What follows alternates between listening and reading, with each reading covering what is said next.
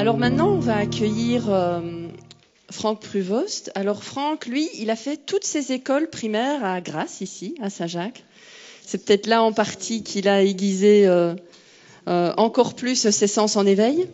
Il intervient dans des entreprises, il a vraiment une sensibilité particulière, une sensibilité aussi et une vision du monde économique de demain, de l'entreprise de demain. Et il va partager avec nous les ingrédients qui paraissent importants pour lui et sa vision aussi de notre futur finalement et toute une métaphore avec la cuisine. Enfin, c'est à découvrir. Voilà, Franck. Merci.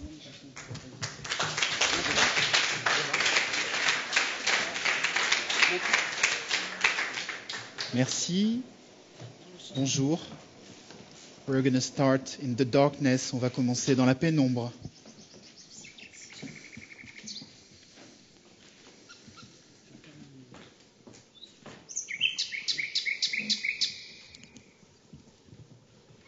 Sur un brin de lavande, épouser les collines.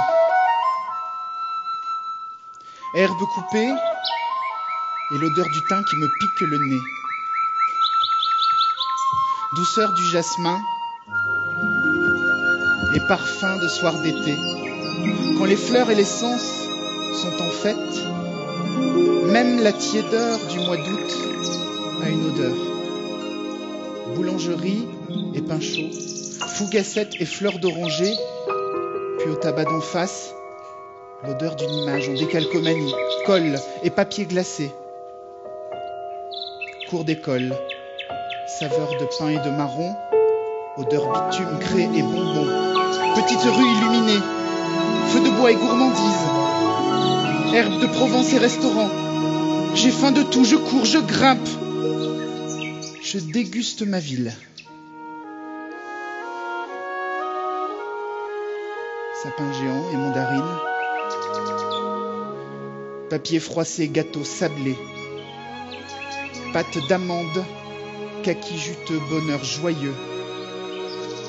Grasse, matinée, un volet s'ouvre sur un ciel pur, couleur parfum, odeur framboise et romarin, arôme de soupe ou d'avenir. Voilà mon Grasse, qui laisse ses traces indélébiles dans mon histoire. C'est moi, c'est vous, peut-être. Un territoire, mon territoire.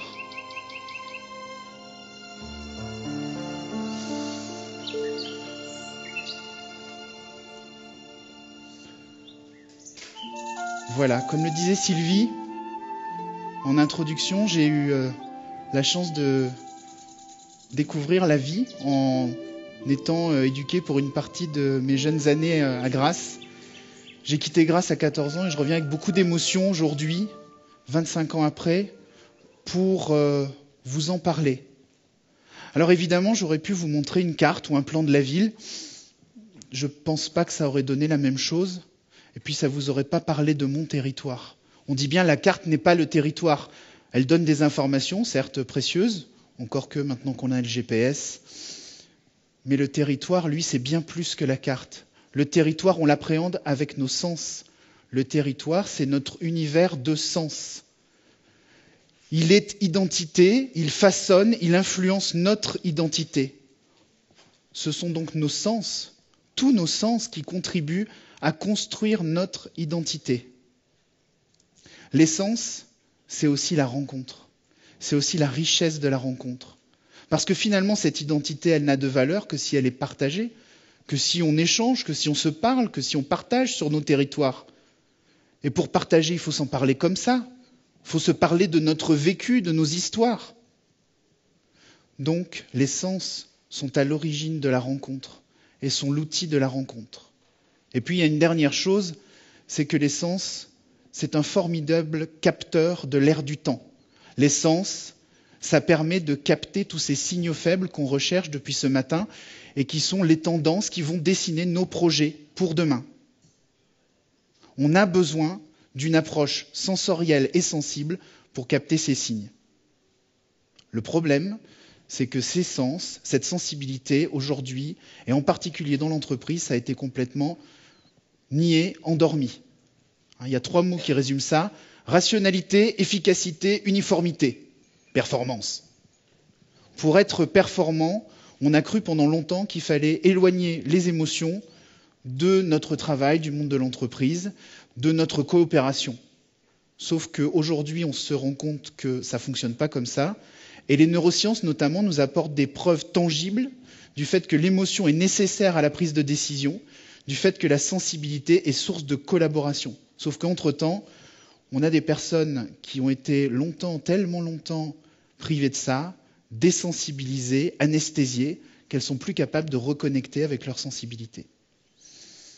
C'est pour ça que j'ai créé le projet Sensitive Ways, qui a pour but de construire avec les entreprises, avec les collectivités, avec les réseaux, les organisations, des parcours sensibles qui travaillent justement sur la collaboration, la confiance, le développement humain, mais en réinjectant de la sensibilité au cœur des processus.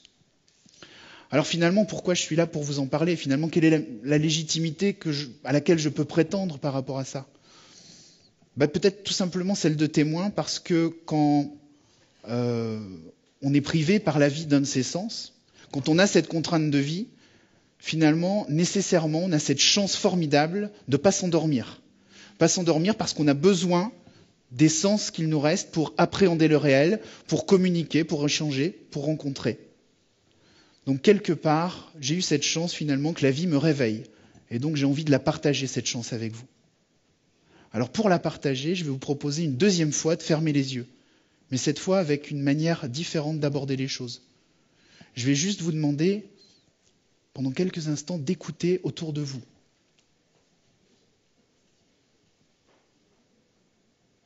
De ressentir, les yeux fermés. Est-ce que vous avez pensé depuis ce matin à toucher le tissu du siège sur lequel vous êtes assis? La matière de la tablette sur laquelle vous écrivez? Les jointures métalliques de ces sièges? Est-ce que vous avez pensé à faire glisser votre pied sur le sol, à tapoter pour sentir la nature de ce sol? Finalement, à exercer vos sens, autres que le sens de la vue, bien évidemment.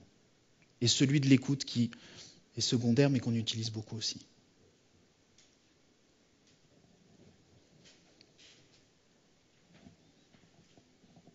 Quand on fait cette expérience de fermer les yeux, vous pouvez les rouvrir à présent, on se rend compte que c'est une véritable exploration, cette recherche.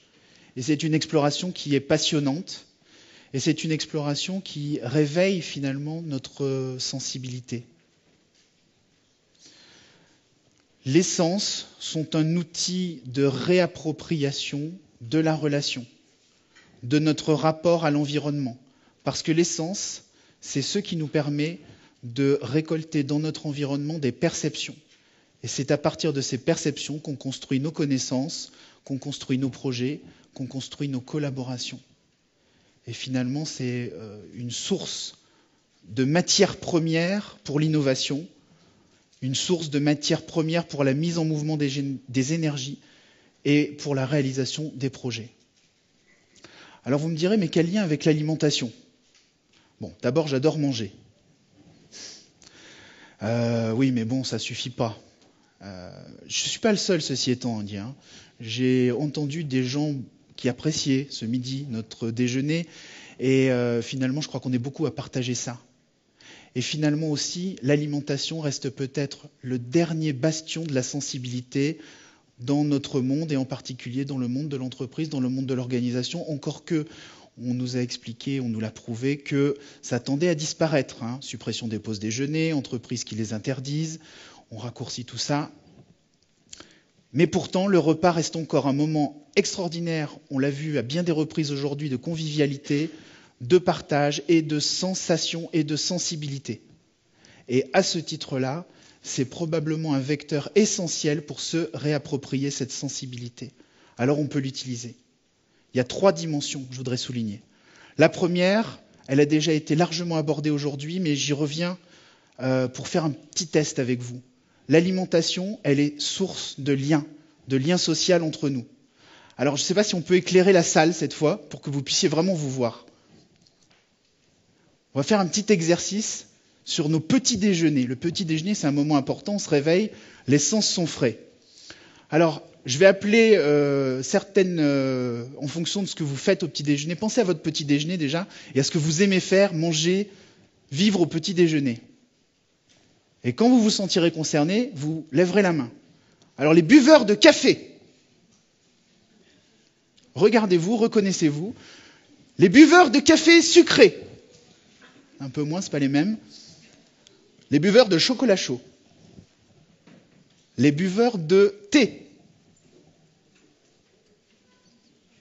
Les mangeurs de tartines de confiture de fraises. Les mangeurs de Nutella.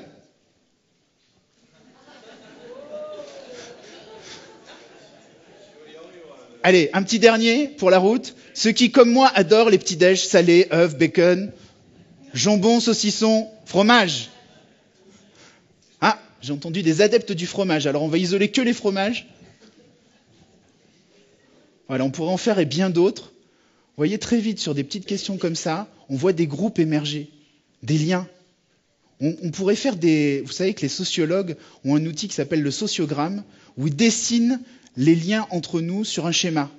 Et on pourrait faire des sociogrammes en fonction de ce qu'on consomme au petit déjeuner. Mais mine de rien, ça change tout. Dans les entreprises, par exemple, vous savez qu'il n'y a pas les mêmes conversations, pas les mêmes réseaux relationnels entre les fumeurs et les non-fumeurs, depuis qu'on fume à l'extérieur. Et c'est la même chose via la nourriture. Mais en même temps, quand on accepte de le regarder en face, de se le dire et de partager cette sensibilité-là, on a déjà, rien que dans cette salle, une source d'échange extraordinaire. Vous pourrez aller voir tout à l'heure les mangeurs de Nutella, si vous en êtes, et dire, tiens, demain matin, on s'apporte un pot de Nutella géant. D'ailleurs, c'est le défi courbouillon de demain matin. Il y a un pot de Nutella, vous savez, les pots familiaux, un pot de Nutella géant pour nos mangeurs de Nutella. Voilà. Alors, c'est évidemment une source de lien, une source de reconnaissance. Et ça, c'est très important. Les sens conduisent à la rencontre et à la relation. Deuxièmement, il y a une poésie de la cuisine. J'ai eu envie d'introduire ce parcours par une petite balade sensorielle parce que je pense que les sens, c'est avant tout une poésie intérieure, parce qu'on ressent, et une poésie qu'on peut partager et qui décrit nos histoires et on apprend par nos histoires. Et il y a une véritable poésie de la cuisine.